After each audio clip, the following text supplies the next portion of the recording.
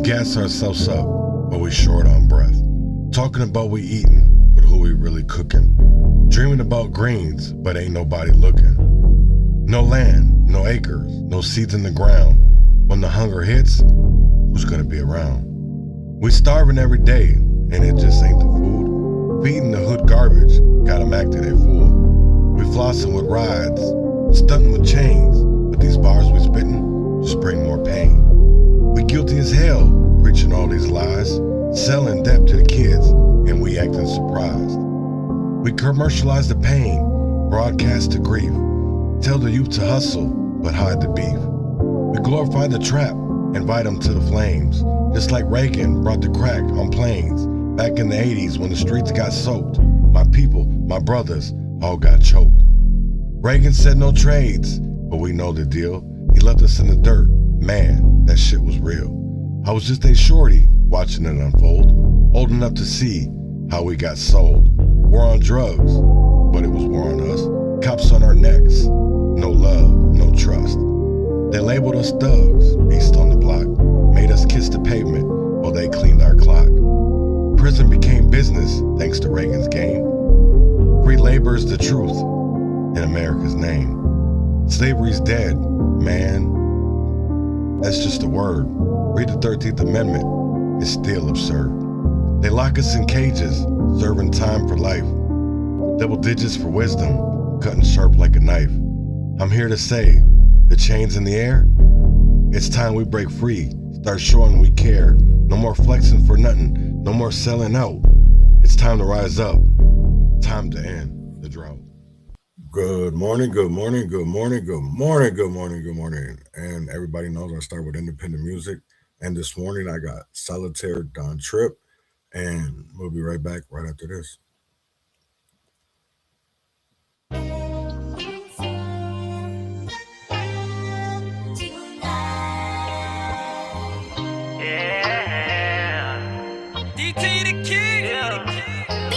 Hey, I can't feel the love, I'm on all these drugs.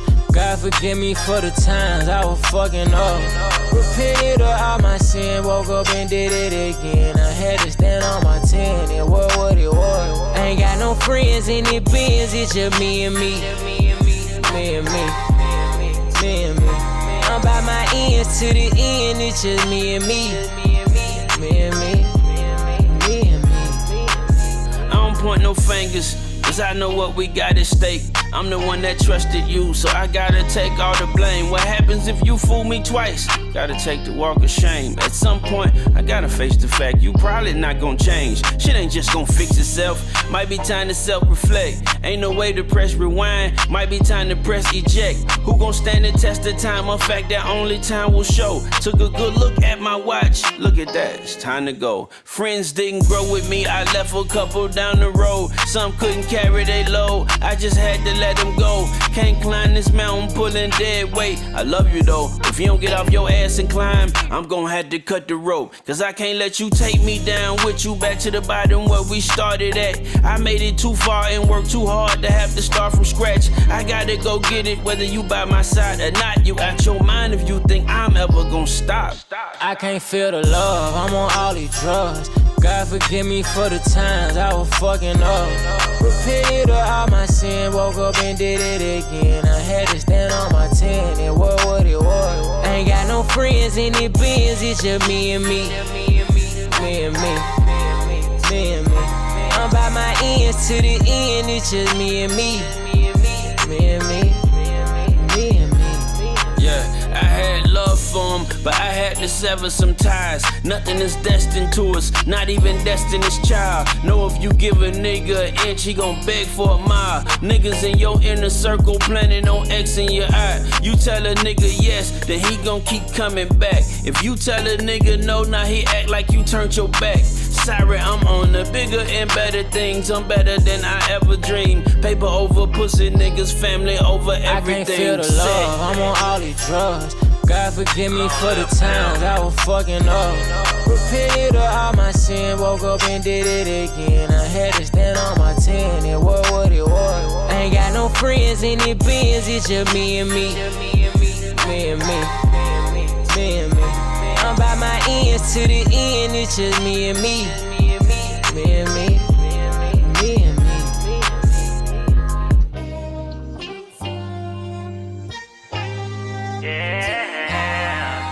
That was Don Tripp and Solitary. I'm checking Nick Shirley's page to see if the documentary video he's dropping, if that's came out yet, and I'd see that he hasn't dropped it yet. I don't know. He said 10, so I'm guessing that I'm assuming 10 o'clock Central. Yeah, see, other people are looking for it too, so it ain't just me. I'll see if I can find it real quick. Yeah, I'm looking on his page. I don't see it posted yet. So maybe he's having some kind of difficulties. Because I see Mary Franson posted about it too, so I just don't see the page. I just think it's funny that a lot of these people that want to throw doxing out there or like throw threats out there or actually assault people, and then they have repercussions like their info then, and not even their address. I'm just saying very minimal public info gets put out there, and they turn into, I'm going to call whoever because it's terroristic threats. Well, that means that you just did that too. So you just literally admitted that you committed the same crimes. So people better be careful, man.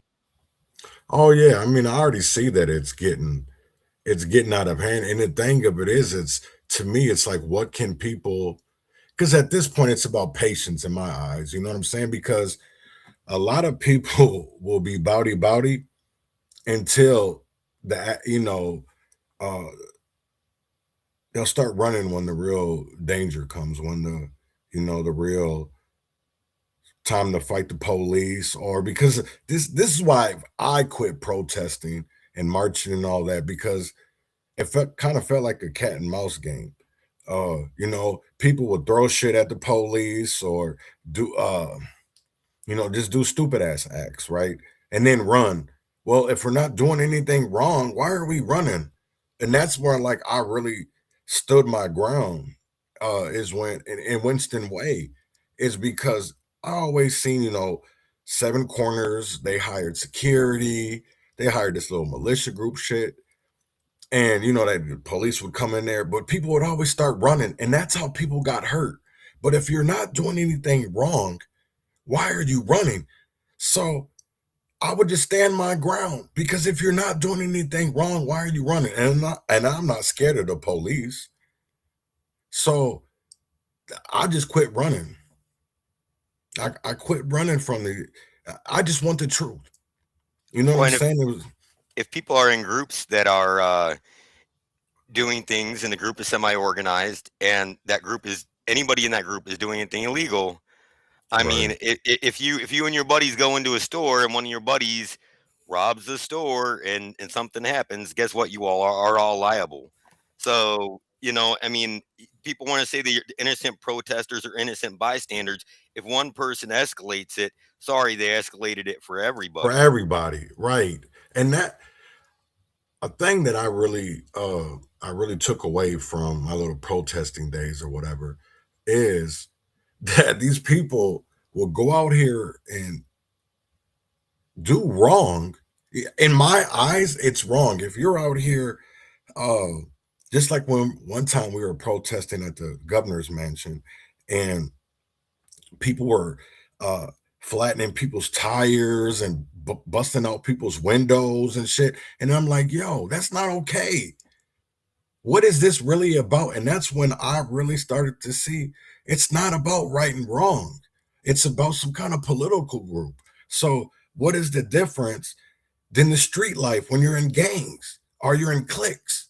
You know what I'm saying? So there's really not, to me, there's not much difference. And I do believe that if we want to take Minnesota back, it's going to come from us, the people doing it. It's not going to be these little imbeciles like Andrew Mercado or Nakima, Jerry McAfee, Jacob Frey, because these people have done us wrong. Not even just black people in Minnesota.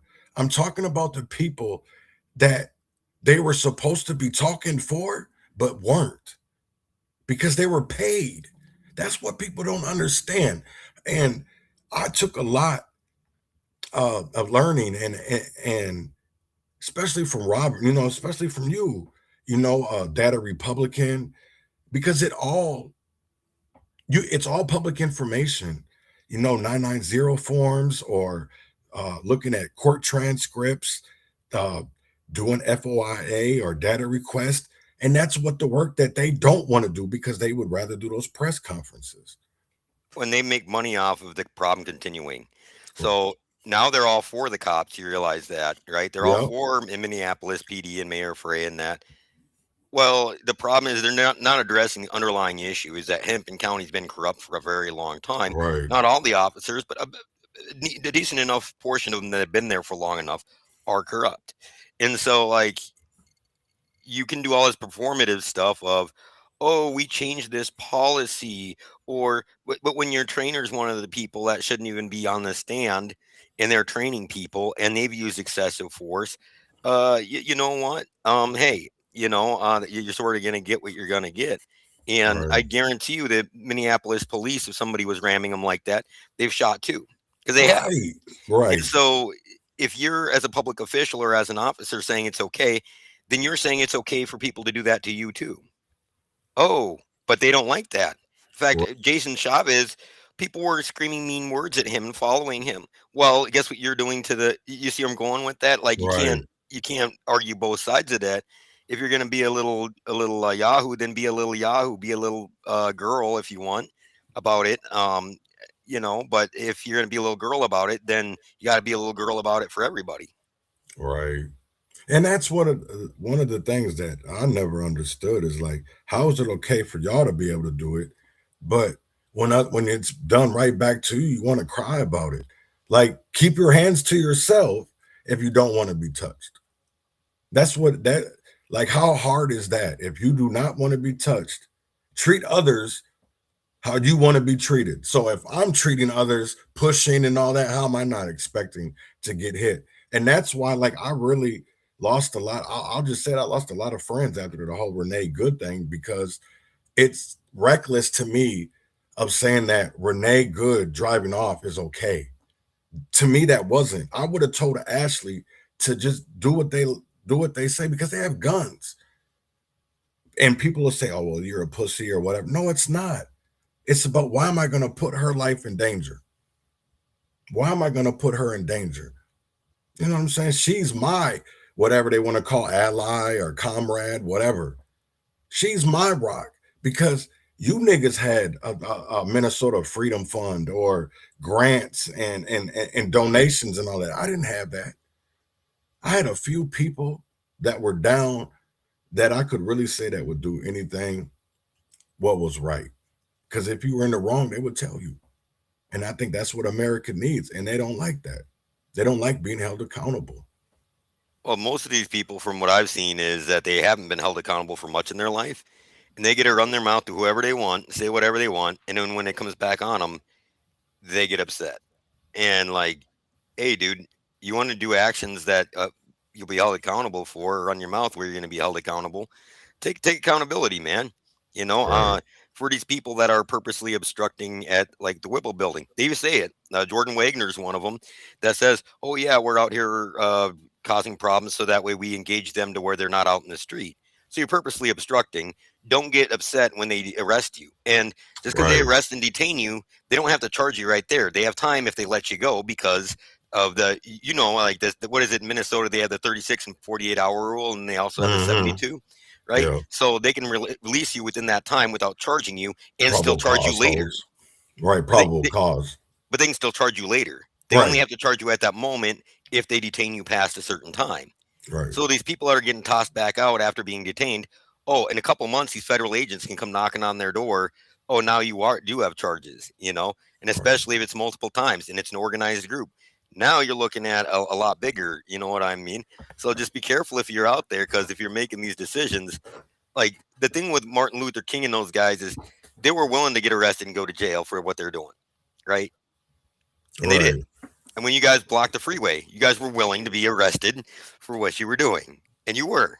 So, So you got to be willing to be dragged out of your car. yeah, you know what you're doing, Right. If you don't, then you better realize it real quick. This isn't any kid games. We're not playing patty cake here. If you do something like that, you're going to be probably held accountable. Right. Let me play this video.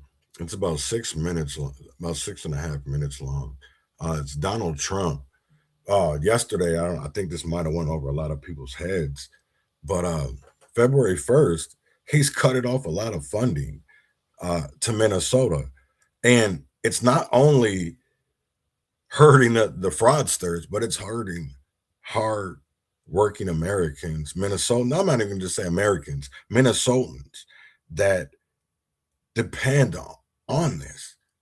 So why are we standing up for what's wrong and not standing up for what's right?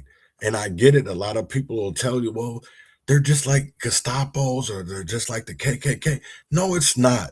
Stop trying to always. I know there's can be similarities throughout history, but let's not compare equivalency of pain or equal. You know what I'm saying? Because it's not. And I really get bothered when I see people put out here that ICE agents are KKK. And it's like, no, that's you guys are comparing two different traumas in America. And one of them is a government fraction, and the other one is a terrorist group. When you have to realize that Walz and them making driver's license for all, it no longer represents your citizenship status. Right. They decided to do that. They decided to do all these things for undocumented people, knowing that they were undocumented and knowing that they weren't here legally. So if to enforce those laws of people being here legally, then, and it's been an entire voting base, which I can get into later, but. Now, let me go play this Donald Trump video real quick, and we'll talk about it afterwards. 8,000 SBA loans, Small Business Association loans, to suspected scammers in Minnesota, of which there are many. It's a great state. It was a great state. Now it's getting destroyed by that stupid governor. What a stupid guy he is. But he's a crook. I mean, he's an incompetent guy, but he's a crook. He allowed this to go. You can't have corruption on a scale that nobody's ever seen before, and you're sitting as a governor and you don't know what's going on. It's impossible, even though he's a stupid guy. We're investigating large-scale visa fraud, and the Department of Justice has already charged nearly 100 people in criminal conspiracies in Minnesota. They're all over the place. Last week, we announced that I'm creating a brand new division at the Department of Justice, a legal strike force led by a really tough, smart new Attorney General for fraud. He's a fantastic young guy. He's so impassioned to do this properly. We intend to imprison any fraudster, politician, or public official involved in these sick plots to loot and pillage our country. Think of that Ilhan Omar. She lives in Somalia. They don't have a government. They don't have a military. They don't have police. They don't have anything. All they have is murder and robbing ships, bringing in ships, pirates. That's stopped. Same missile, ping. That's the end of them. It's amazing how that can stop corruption. Those missiles, they never miss, you know. The same one, exactly the same one. But think of it, she comes from a country with nothing, and she comes here and she tells us about our Constitution.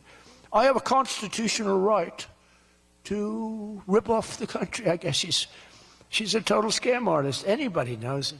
How do you let her get away with it? AOC +3. She was one of the three.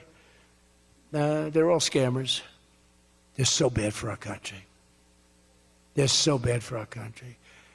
Our ICE operation in Minnesota, for example, is finding hundreds of killers, violent predators, and child rapists, some of the worst criminal offenders anywhere in the world, murderers all over the place.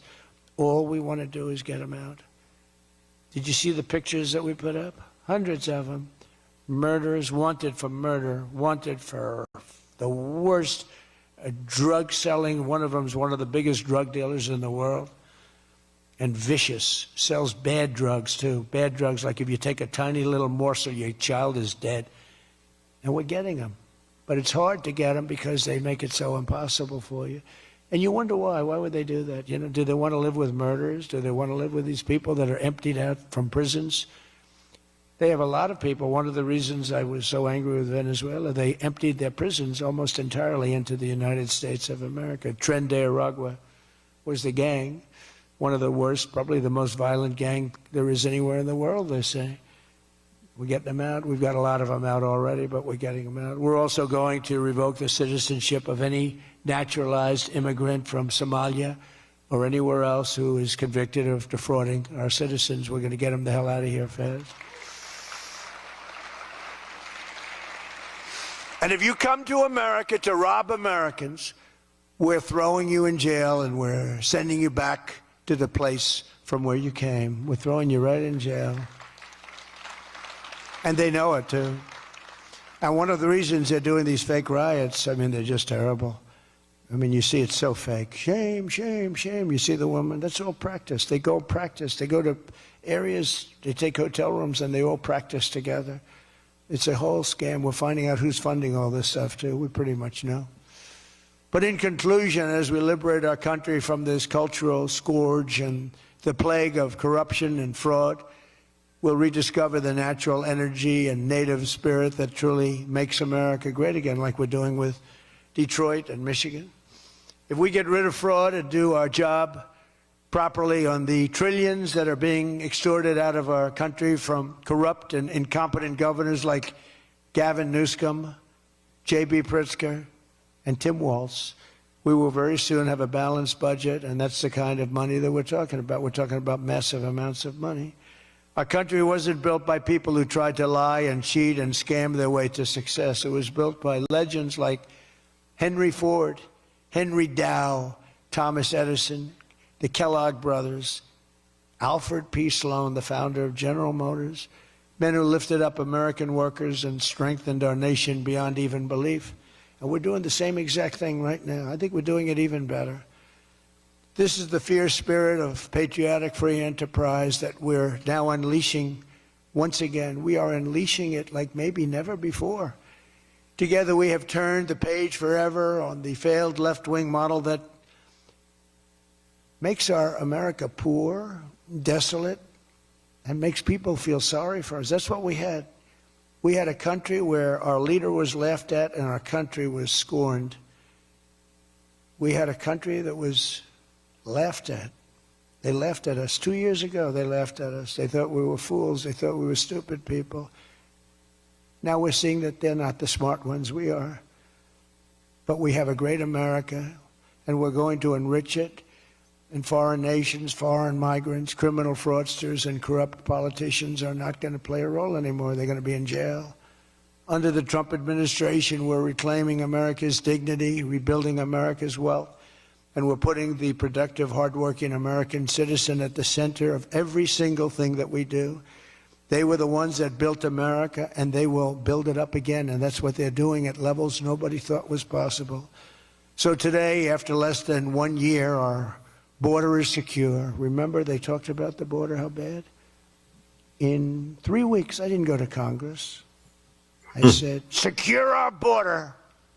And they did. So, I know that was kind of pretty long or whatever, but I do feel like that was important.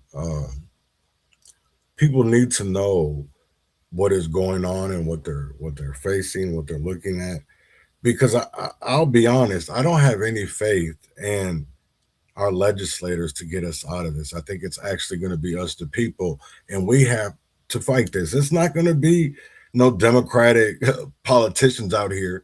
It's going to be people out here, patriots. It's going to be people that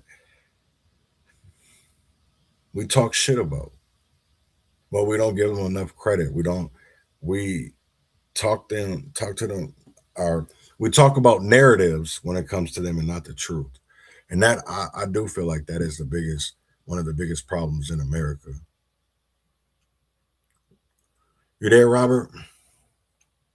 Yeah, no, definitely. And one of the things that I don't think people realize is that a lot of the promises that they gave to, I don't know, like the blacks in Minneapolis or Minnesota in general, right? Mm-hmm. They promised them a lot of stuff, and then they're like, oh, well, then they just give those things to other people. Like they use the term black, right? But they use the term African American then, and then they use the term African. Well, there's a big difference there. They've added African American to mean East African. So some of the money that they say is for black people ends up going to the African Chamber of Commerce, whatever thing that they have set up. And then it ends up going to people that aren't American. In fact, like the a Somalian lady on TikTok that's a realtor bragging about the $30,000 down payment that was promised to for homes, right? That was promised to people in North Minneapolis and South Minneapolis that are Black Americans to be able to help afford a home because of systematic racism. It wasn't meant to give to Somalis who just came here. Right. But Guess that's what who's? it turned into. Right. Yep.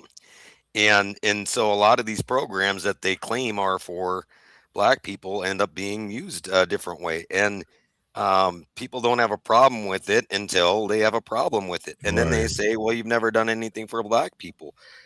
Who is Bobby Joe's sidekick, Shamika Shamika. Boygan, Yeah, Shamika whatever? Morgan. She's part of the West Broadway area coalition that's supposedly doing stuff for black people, but the black people up Right. there say she's just doing it for Somalis. Right. You And know? that's like one of the big things because I remember when Angela was trying to do the Black Wall Street over in North Minneapolis on West Broadway, and that's one of the things that I try to get people aware of is that the West Broadway Coalition already has something in their mind when it comes with the um what is that thing called the train. You know what Yep. I'm saying? So it's like we're not even in their thought because if it And doesn't make dollars, it doesn't make sense. with that, with the train, you got to realize that there's people from the North Side community that have already signed on to it. Okay. Right. That decision's already been made, and they've chosen which places are going to be considered historical, which places get to get torn down into these multi unit, whatever thing that they're doing. And you even have the architect of the North Side, which is Jerry McAfee's son in law, right? The Right. Ford guy. You look up the architect, or was it the architect of the future of North Side, and his name is there. They have articles about it. Right. You know. Do you mind if I share a screen real quick for a few seconds here? No, go ahead. Okay. Do I need to push something? Yeah, you do on your end. Okay. Let's see.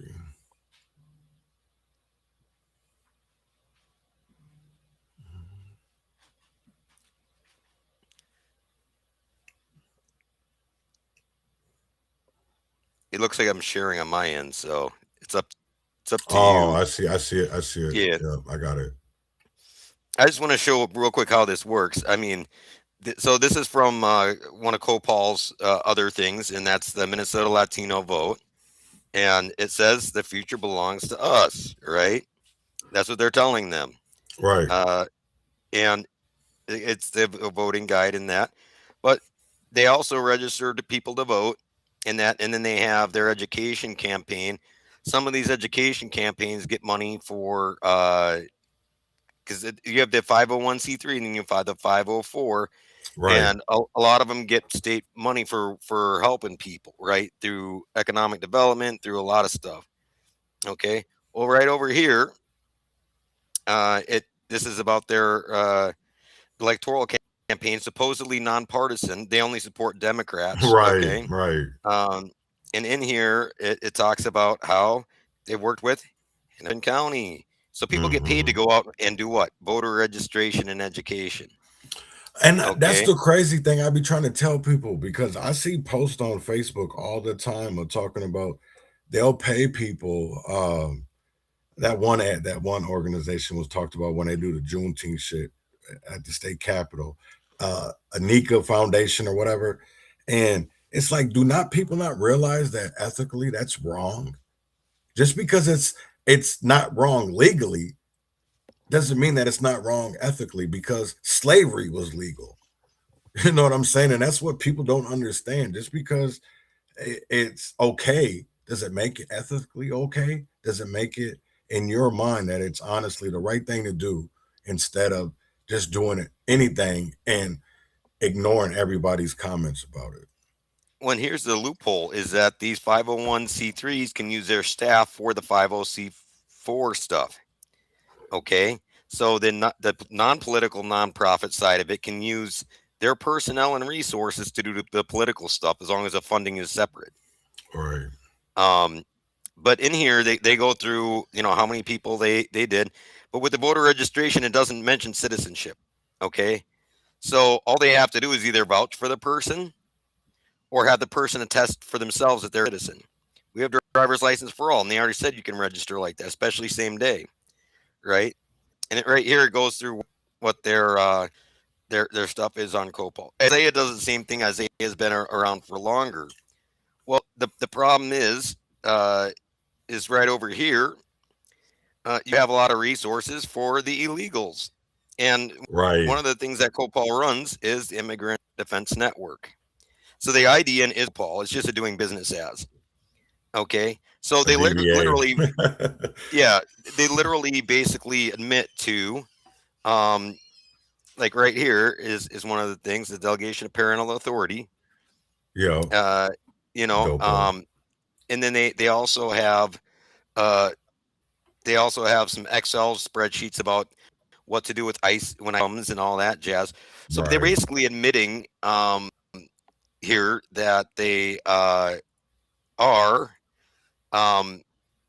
during legal voters, right? And here they talk about their legislative wins, including the driver's license for all, which allows them to vote. And you know what I mean? And so that's the thing, is they basically admit it. And same thing with Isaiah. And then you have the same thing for the Somali community in that. But people have to realize that there's a lot of money made on this, okay? Because you have flow-through foundations that then give grants to these guys. This Minneapolis Foundation, St. Paul Foundation. You have the lawyers. The lawyers are getting paid off this, okay? You have the people that control the deed money, the flow-through, like your local RDOs, your local community action programs, your workforce center. So this is a lot bigger. I'm not mad at the individuals. I'm mad at the system. The system, you know.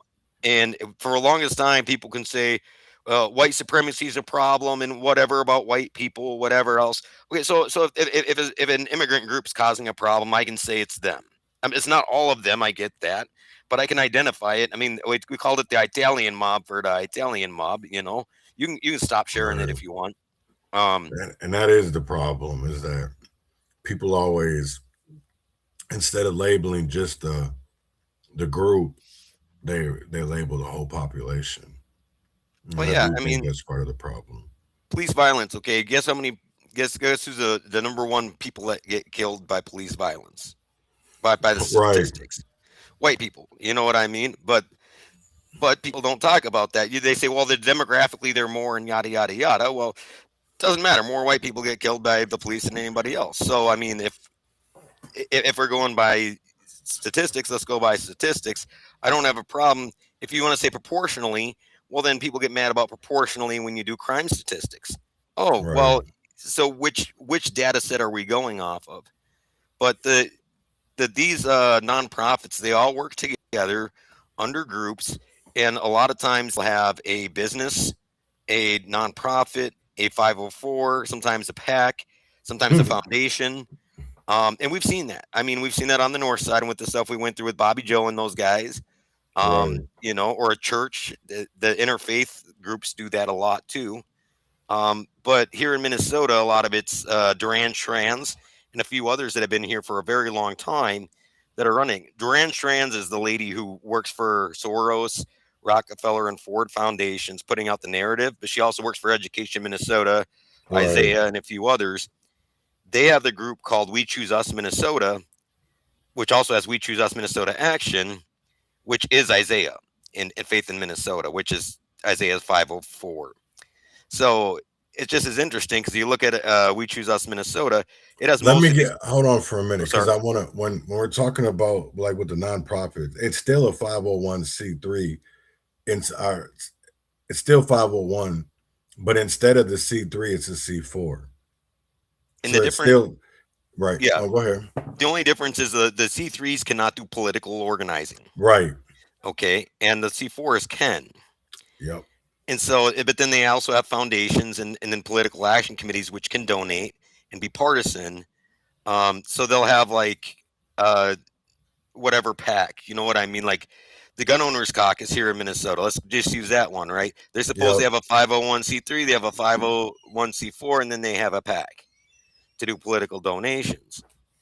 And so both sides do it, but we need to get that money out of here, I think, personally, because we have Oh, all I the do special too. interest groups that pay off people rather than having the people vote, you know? And so your vote doesn't really matter if you have these people doing that. That's all I was trying to get at. But the We Choose Us Minnesota, please go look at that, anybody that wants to, because it has a list of their organizations, all the unions that are supporting them, but they also have connections to MIRAC, CPUSA, and a lot of the communist organizations here in Minnesota, like DSA, the Twin Cities CPUSA, FRSO, and stuff like that. Right. So I don't have a problem with people having political opinions, but if it was a Nazi group, I wouldn't say, "Oh, it's cool. Let's just allow Nazis to." If Stu Peters had the Nazi pact, then I'd have an Right. issue with it, right? Right. Right. That's what people don't understand, and they just think we're one-sided, and it's truly not honestly like that. But I want to show, because I saw this video this morning, Democracy Now, and how this journalist got herself hired by ICE with no background check. And I wanted to play this because I do really feel like that's selective outrage.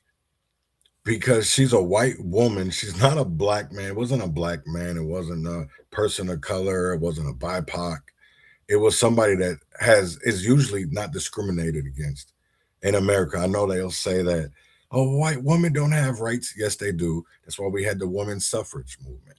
So I want to play this real quick, and let's talk about it afterwards. Here on Democracy Now!, democracynow.org, the War and Peace Report. I'm Amy Goodman. What happens when ICE hires agents with minimal screening, then sends them into the streets, masked and armed? We look now at the agency's hiring practices as it surges agents to Minneapolis and other cities. We begin with an independent journalist who applied for an ICE job and was offered it without even a background check. Laura Jadid wrote about her experience in a piece published Tuesday by Slate magazine, headlined, "You've heard about who ICE is recruiting. The truth is far worse. I'm the proof," was the headline. She begins her piece, "The plan was never to become an ICE agent. The plan when I went to the Immigration and Customs Enforcement Career Expo in Texas last August was to learn what it was like to apply to be an ICE agent. Who wouldn't be curious?" she said. Laura Jadid joins us now from Portland, Oregon. Laura, would you take it from there? Explain what exactly you did, what this fair was, and then how you applied to work for ICE and what happened.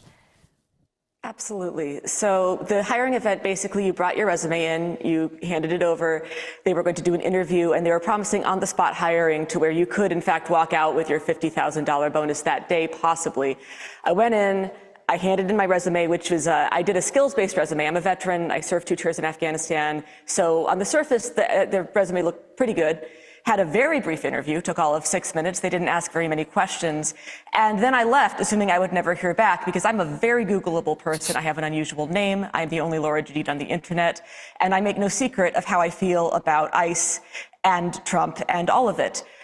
So I was not expecting several days later to receive a tentative offer. I missed it in my inbox and it sunk to the bottom, which means that I never filled out the paperwork they requested. I never accepted the tentative offer. I never filled out my background check paperwork. I never signed the affidavit saying I committed no domestic violence crimes, none of it. A few weeks later, I got a message from LabCorp saying that ICE wanted me to do a drug test, and I went ahead and did that. I was pretty sure I wouldn't pass. I'd partaken in legal cannabis 6 days before the test, but why not waste some of their money, right? And then 9 days after that, I decided I wanted to, I was curious, had they processed the drug test yet? So I logged onto the ICE hiring portal, and what I found was that not only did the drug test not seem to be relevant, I was listed as having joined ICE as of 3 days earlier. I had listed that I had accepted the offer. They had offered me a final position as a deportation officer. My background check was listed as completed 3 days in the future from when I was looking at it. So it seems like the answer to the question, who are they hiring, is they don't know. Wow. You write in the piece, at first glance, my resume has enough to tantalize a recruiter for America's Gestapo in waiting. You're likening ICE to the Gestapo? Absolutely. And I don't think that's in any way hyperbole. We have armed, masked thugs on our street right now who are brutalizing, detaining, and murdering people with apparent impunity, a carte blanche, a license to kill from our government. And they can't even keep track of who's behind the masks. I don't believe for a second they're keeping track of who's a U.S. citizen, who needs to be deported, where these people even are. These disappearances where people vanish into the system, is it on purpose, or are they really that sloppy with paperwork? Ultimately, it doesn't matter. This constitutes a national emergency. We have unknown armed thugs in masks who are terrorizing citizens. So you have served in the military. You deployed twice. Can you talk about what that experience taught you? And also, you did do an interview with an agent, and I'm wondering if you could tell us what that agent said to you and where that went. Absolutely. So I joined the military right out of high school. I really believed in the whole war on terror thing. I really thought we were going over to spread freedom and democracy and what have you.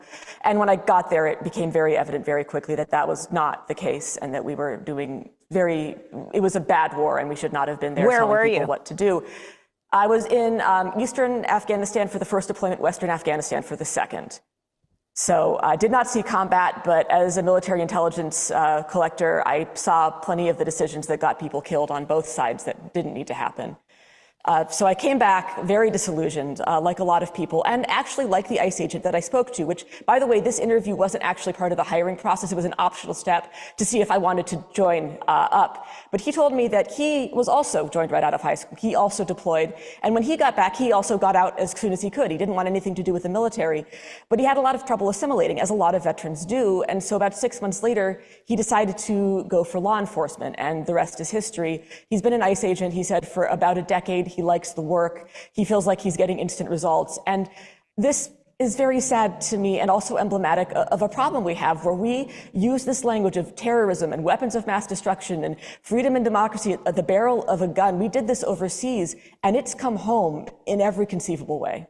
Talk about your concerns about them not doing a background check. I mean, what does this mean for people who are documented to, wife beaters, people kill women? Yeah, I mean, it's very funny that they hired a lefty journalist with a profile on Antifa Watch. That's hilarious. But what's not funny is they didn't make me sign a domestic violence waiver. So how many people with domestic violence convictions are running around with guns in our cities terrorizing people? How many people who have been committed of sex crimes or crimes against children are in charge of detention centers where there's no oversight, where people won't be missed and won't be believed? The horror, it boggles the mind how bad this really is. And you were hired to be a deportation officer. What exactly is that? Where would you serve? Yeah, so yes, deportation officer. Basically, the agent was very keen on letting me know that I wouldn't be given a badge and a gun right away. I wouldn't be out in the street messing people up. I would probably have to push paperwork for about 6 months before I got there.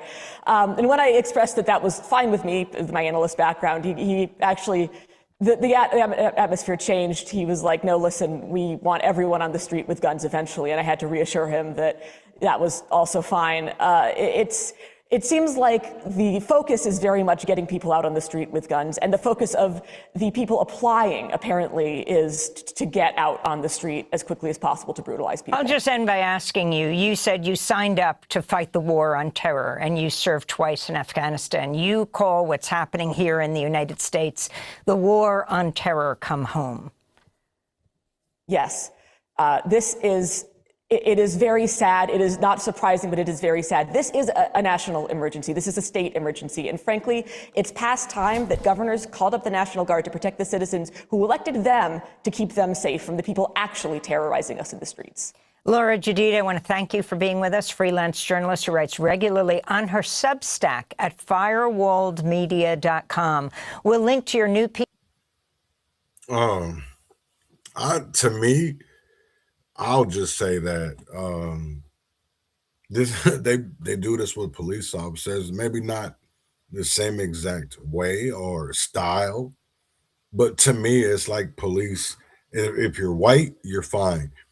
So to me, in my eyes, it's a white lady. Let's put a black man or a black woman up here and see if they get the same result.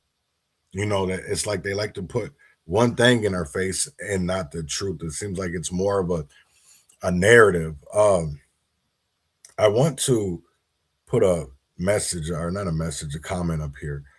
And I want to talk about this for a minute. Because J Mo says that Nick Shirley is a fraud. So is Nakima. So is Tashira. So is TTC J. But you stand with them. But you promote and endorse them. So that's what I don't understand. It's like blind following is okay. So the only thing that you get out of your seat for and shout is for the shit that they tell you. You don't do your own research. I'm not saying that Nick Shirley, everything that he puts out there is the truth. I'm saying people go look for yourselves, because in the last few days, I put up multiple videos that people should have been looking for the shit. I mean, I'm just going to be serious. And it's crazy because I'm seeing a lot of comments on TikTok from the Keith Ellison video. And it's like Republicans didn't, no disrespect, but Republicans didn't give a fuck about that. You know what I'm saying? We were calling out Keith Ellison. We were calling out Mayor Frey, Tim Walz. Y'all didn't listen. Minnesotans didn't listen because, number one, the messengers. They talked so much shit about the messengers that nobody listened to the message. Didn't matter if it was true. It didn't matter if it was lies, because people still ran with it. When like the Unicorn Riot, Andrew Mercado, Status Quo, all those types of people do the same thing on the left, or even worse. You know what I mean?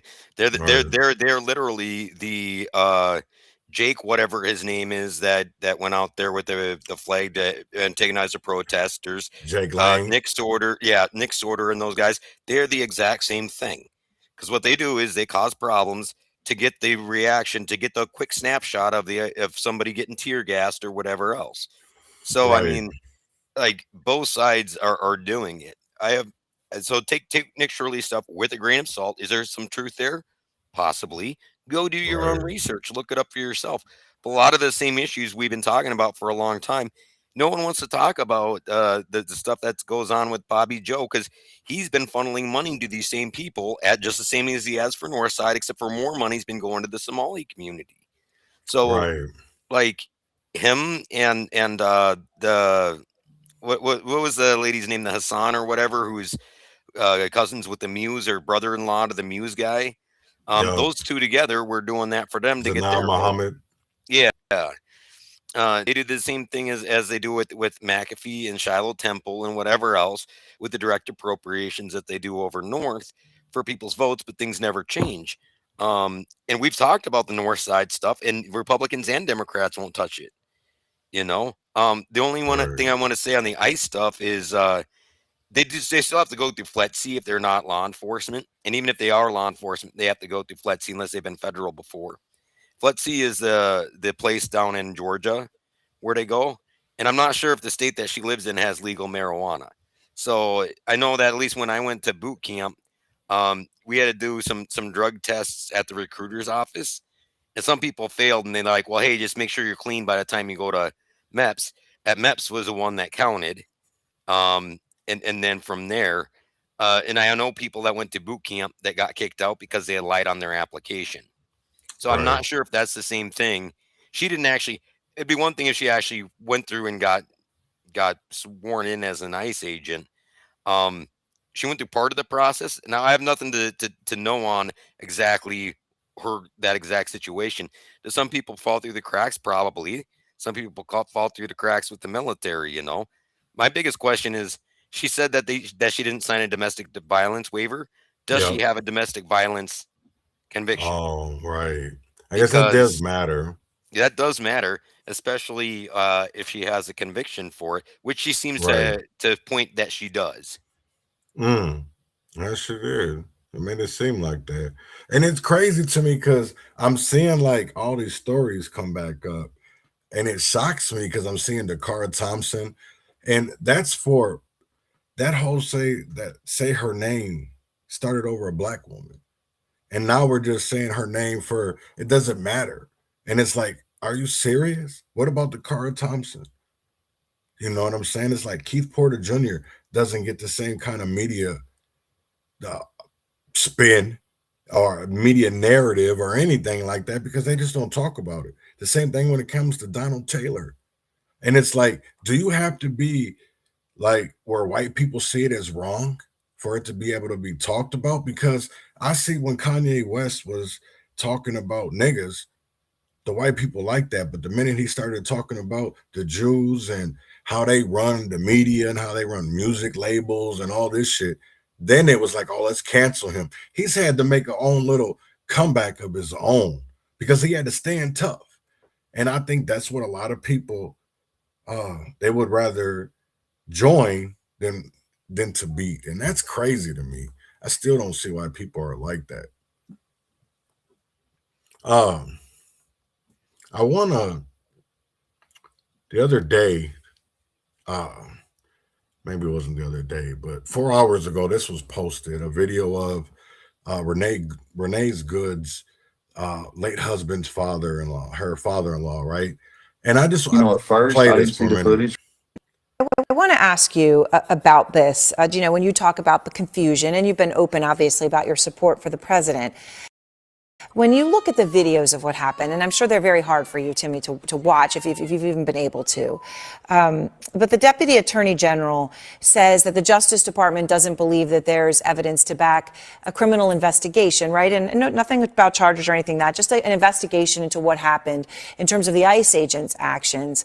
But they were, according to the prosecutors resigning today, pressuring them to investigate Renee's actions and Becca, her wife's actions. How do you feel about all that? Well, I'm not blaming anybody. I mean, it's a hard situation all the way around. It's hard for for everybody involved. I mean, the ICE agent, at first I didn't see the footage where, he was actually, he was actually being ran. I mean, I seen the bump of the car hitting his legs. And so in a flash like that, it's hard to say how you would react. From my understanding that he had been through that before, maybe dragged or something. And so, like I said, it's just a hard situation for everybody. Becca, she's a great person as well. I mean, I don't have any many enemies. I love everybody, and that's what the Bible tells us: love our neighbors as we love ourselves. But I think there's some bad choices, and the word says, "For the wrath of God will come upon the children of disobedience." And it's I don't blame ICE, I don't blame Rebecca, I don't blame Renee. I just wish that if we're walking the spirit of God, I don't think she would have been there.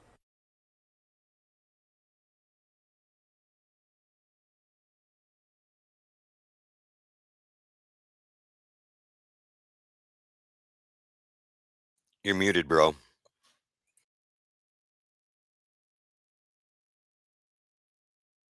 That's what people need to do is sit and think, don't think over feelings, put out facts. And that is the crazy part to me is because in the whole situation on my end, the whole thing that I've always talked about is that I feel like the training she had or the people that put her in that predicament didn't train her well enough.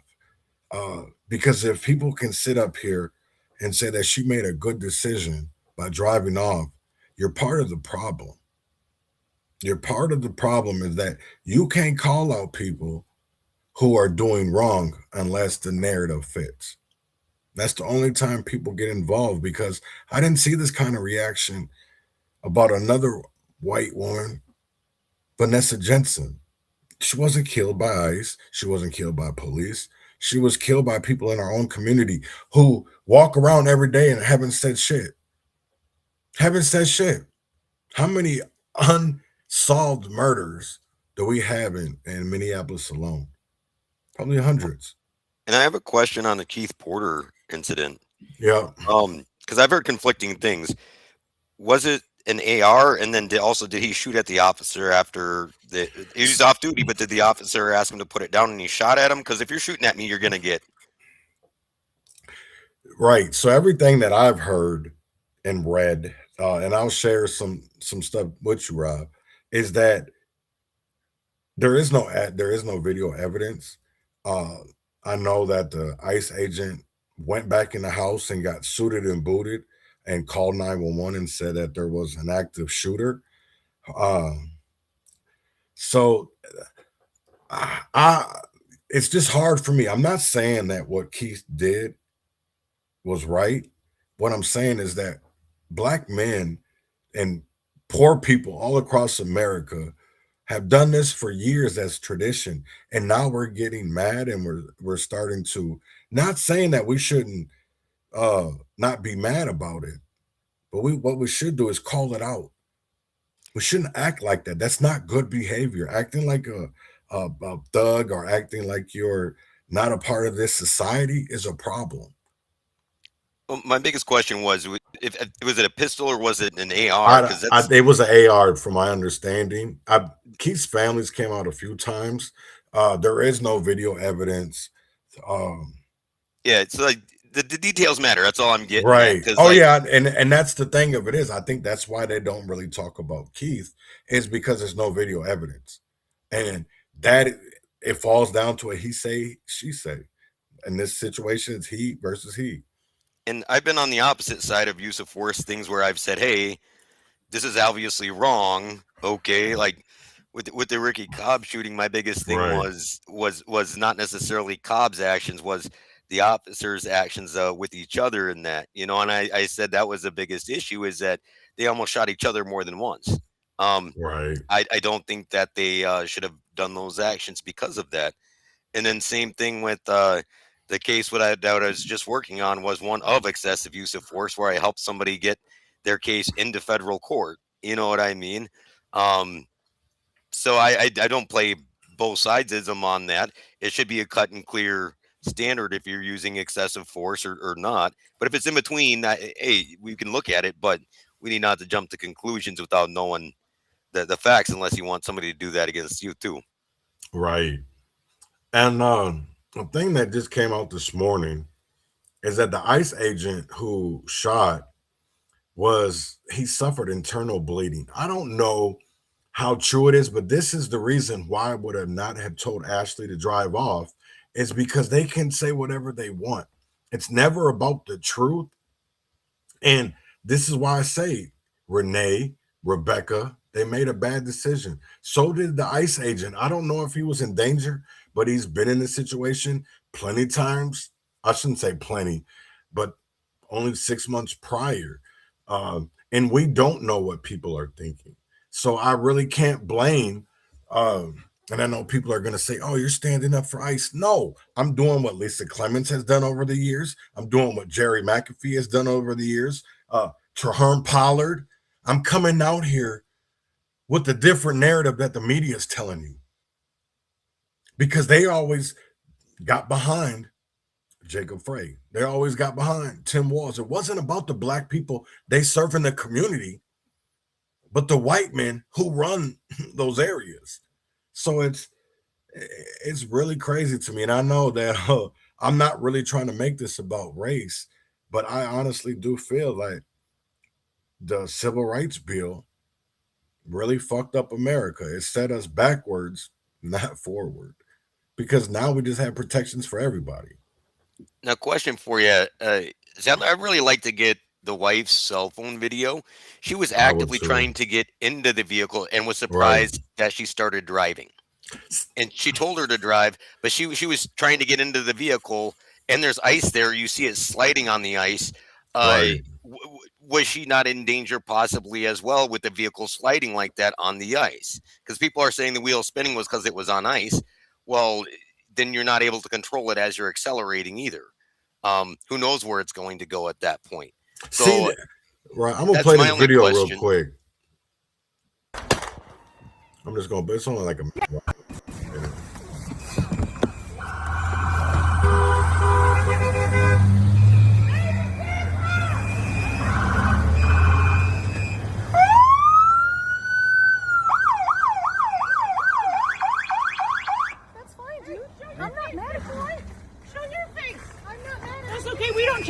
plates every morning, just so you know. It'll be the same plate when you come talk to us later. That's fine. U.S. citizen, former fucking veteran, disabled veteran. You want to come at us? You want to come at us? I say go get yourself some lunch, big boy. Go ahead. Out of the car. Get out of the car. Get out of the car. Oh!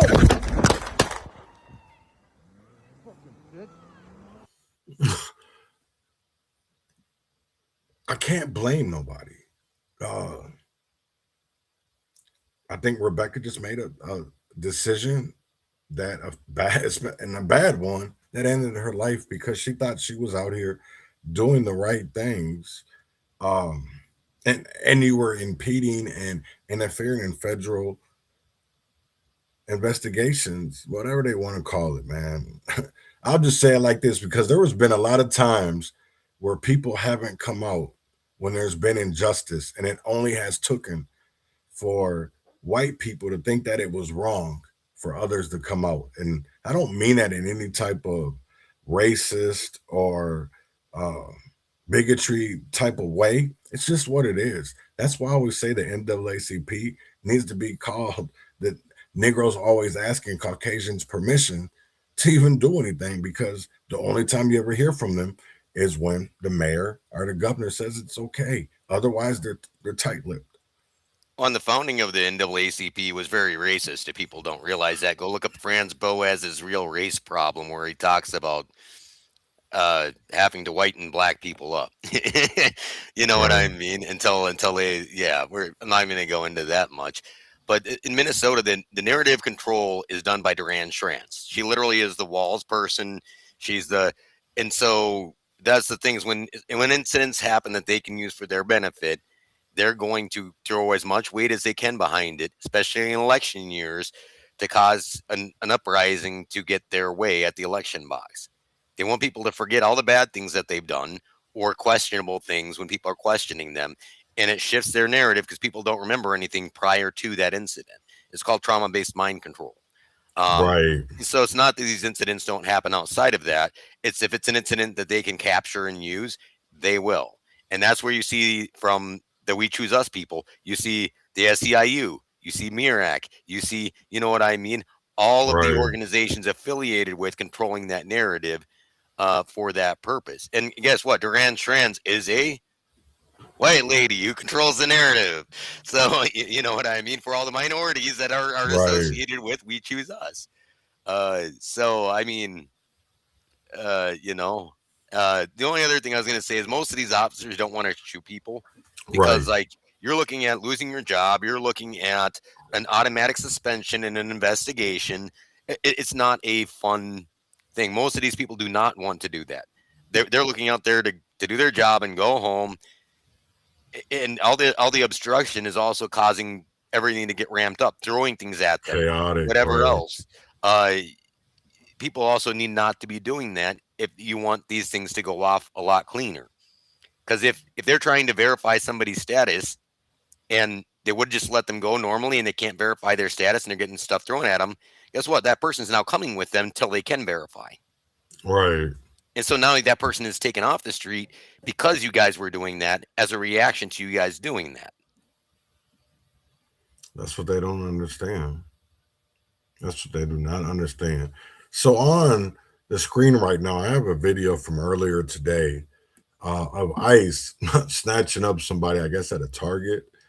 And I just want to show, because I want to show you how I think these situations go from chaos to chaotic. It's because in my eyes, people, I'm not going to say people should just mind their own business, but you know what's going on. ICE is out here, just like the same way of that, Minneapolis police is out here, Hennepin County, Ramsey, St. Paul, all your local, county, city, state police are out right now. We just have extra federal agents in town right now to do ICE immigration enforcement. But why weren't we doing that, sticking up for black people or natives or white people just because they were drug addicts? We could see things, we would give excuses to why they were murdered, why they were put through trauma, why they were brutalized. But now we just look the other way. And then I can't even say look the other way. It's because that was when we were kids. But now y'all get involved because they're immigrants. And I really do see that as a problem.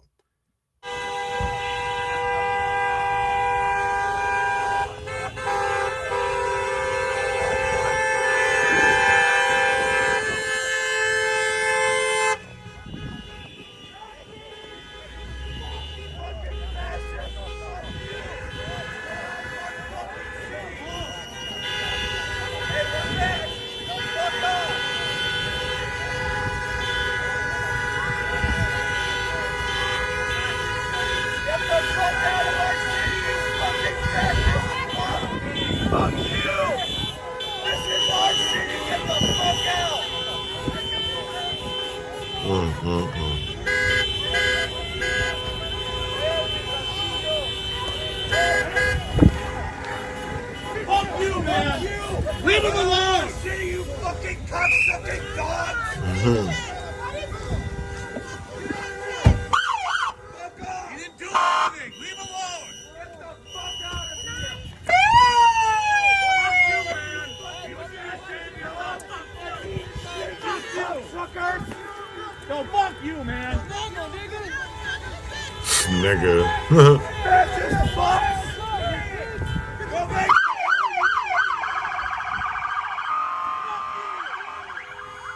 Go! These people be crazy, man. They make the situation so much worse. They don't make it safer. How much have we heard the exact same rhetoric against the local police, sheriffs, and state patrol? They every time there's an incident, they use the exact same words, exact same. So my question is, do you want no police at all, and you want these criminals running around? But then why do you call the cops if something happens? Right. That's what I don't understand. Like, what makes one better than the other? Because they come both from the same place. Like, I don't truly really understand that. If they are truly Nazis and that and they're killers and whatever else, why would you call them to your house when something happens? If you want them disbanded, like Chavez, why would you? Oh, somebody's harassing me. I have to get a protection order. Why are you doing that and wanting protection if you don't like the people protecting you? Call them Nazis. Like, I don't understand that. You want these people out in the community and want people to be able to do whatever they want without any consequences. Well, then you have to accept the consequences of that. Right. And they don't want to. I say I should pull out of Minnesota. If people don't like them here, fine. Pull ICE completely out of Minnesota and shut off all federal funding and let the state decide on its own how it's going to go. That wouldn't go over too well, and you know it wouldn't. You know damn well they don't want to do that. You know what I'm saying? They that's the crazy thing of it is like, to me it's like they want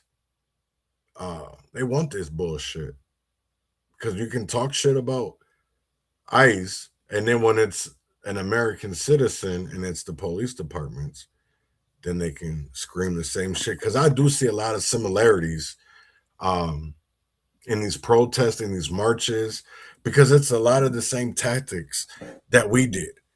I was trained. I've been with marches and security. I've been trained to cop watch, not no ICE watch, but cop watch. And I see a lot of the same similarities that these people are doing. I just would not put anybody in a position to be killed or to put others in a situation that they could hurt themselves or that they could hurt other people. And I think that's where we need to get as a society, is not see it as Republican and Democrat or even black or white, but is it right versus wrong? And at least ethically and with your morals and values. And I don't, on the that's local not level, hard. On the local level, were you guys taught to ram cops or box them in? No. What would happen if you guys would do that? Man, you're going to jail. You're going to jail. They probably would shoot.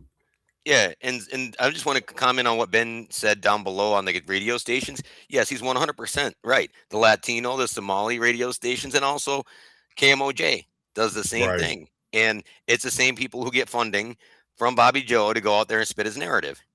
I mean, They all are on the grift, and I mean, it's just like Alpha News or John Justice on the right, but they Right. also platform people like Amy Koch, friggin' Brian McDaniels, Mike Franklin, and you go down the list. The lobbyists for defeating our future stuff. Quite literally, they have them on and act like they're good people.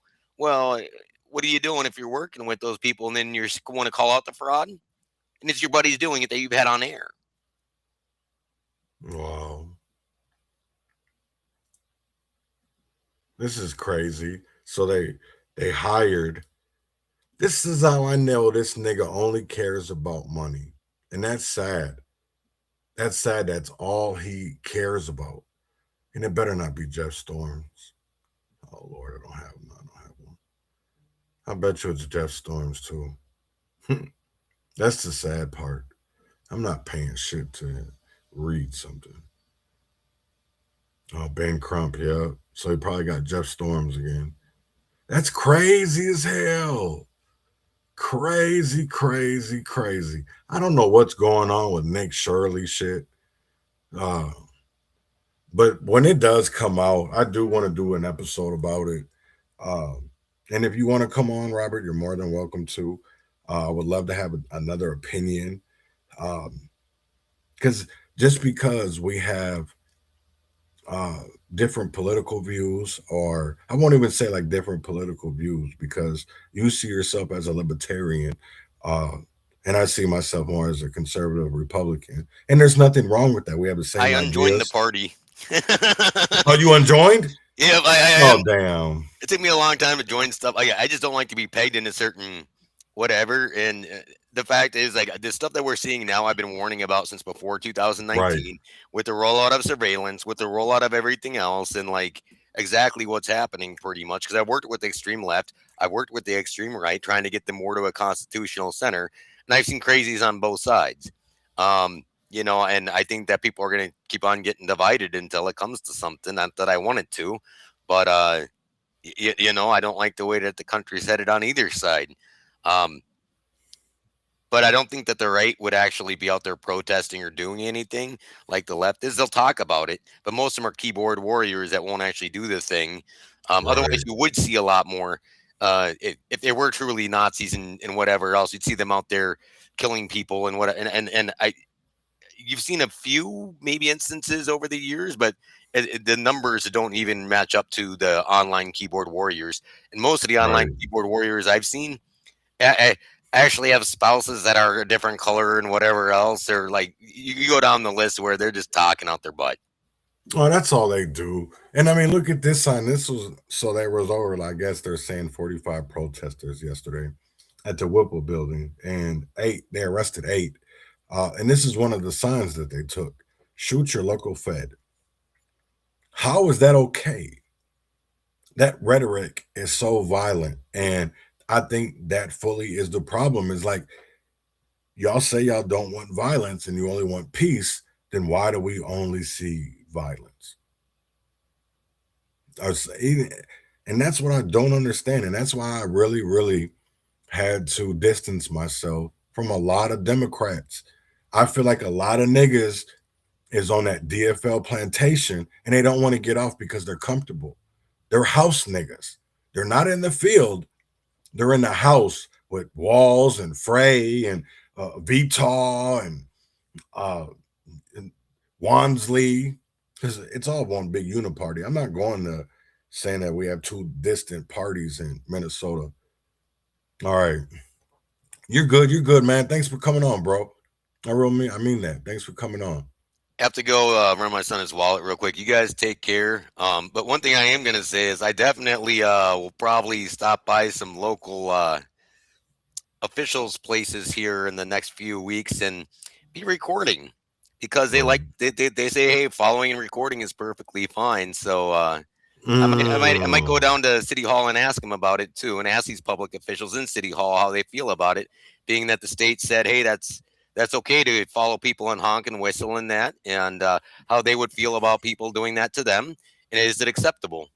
Right. Because when we were doing it to Kim Potter, when we were doing it to Regina Chu, uh, what's the damn? He died just recently too.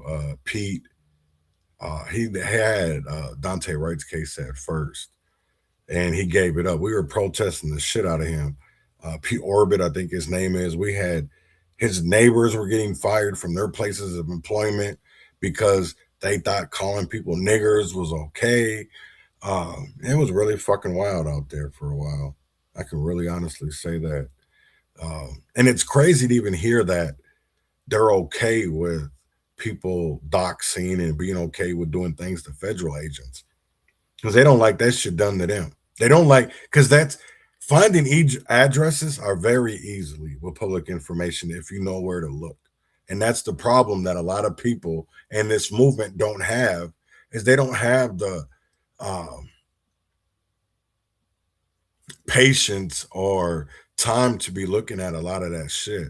And I think that is one of the biggest issues that we have, is that people don't have the time spans, the attention.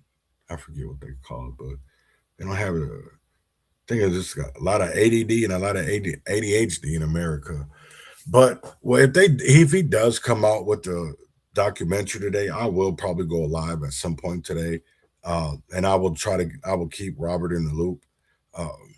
So, with that being said, we really talked about, I think, a lot of things, and the last 2 episodes have really been clear for people. It hasn't trying to confuse people or anything like that.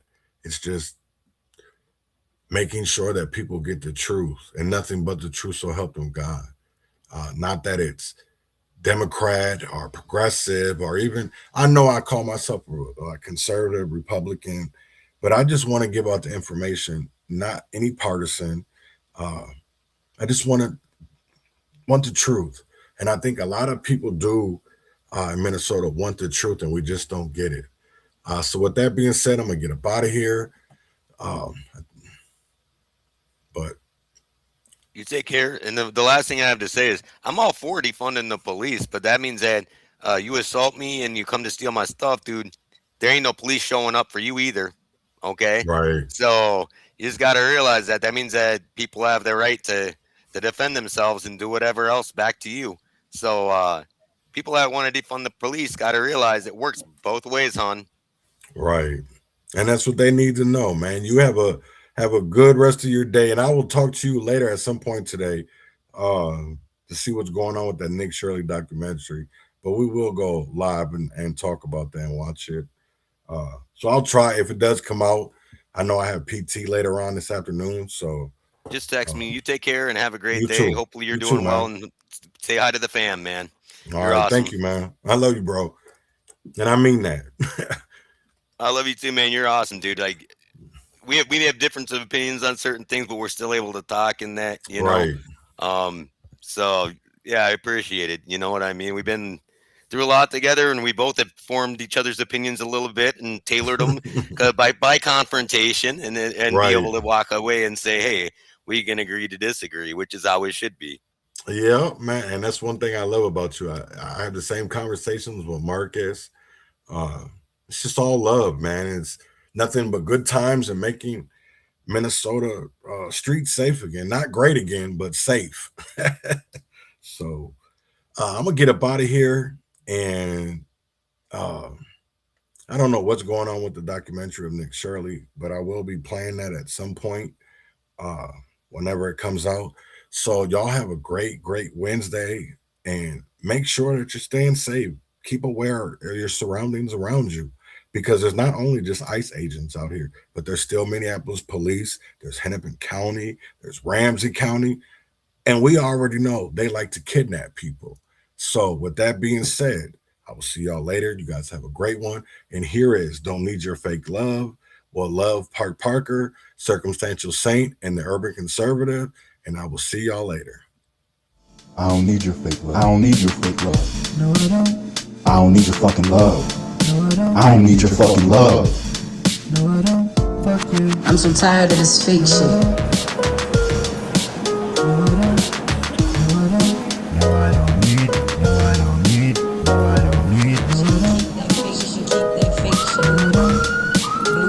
Too close on the edge on this one, nigga. I ain't gonna flinch though. I'ma keep it 100.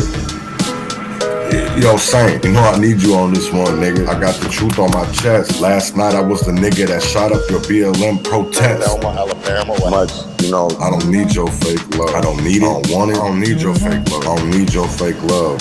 Cause the lies don't change. I need the rays of sunshine. I need true love. I need community. Community.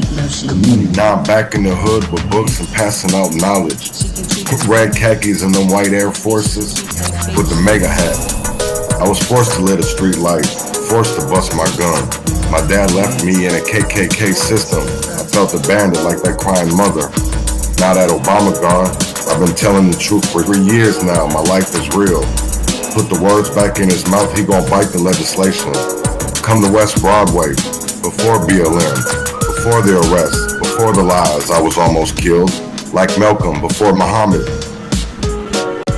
I gotta teach my seed karma come quicker for a nigga.